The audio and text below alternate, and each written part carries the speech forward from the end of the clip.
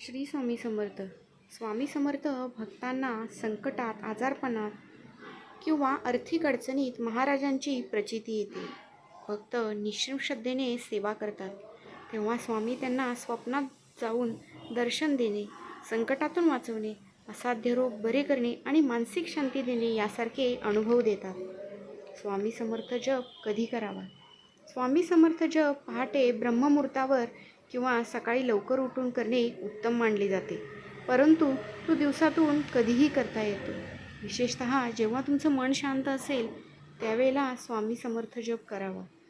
किंवा इतर कोणत्याही कामातही भक्तिभावाने जप केल्यास त्याचा फायदा होतो. जपसंख्या निश्चित नसली तरी रोज किमान 108 वेळा किंवा शक्य असेल तितके स्वामी जप करणे आवश्यक आहे. त्याचे मुख्य कारण म्हणजे एकाग्रता असावी आणि स्वामी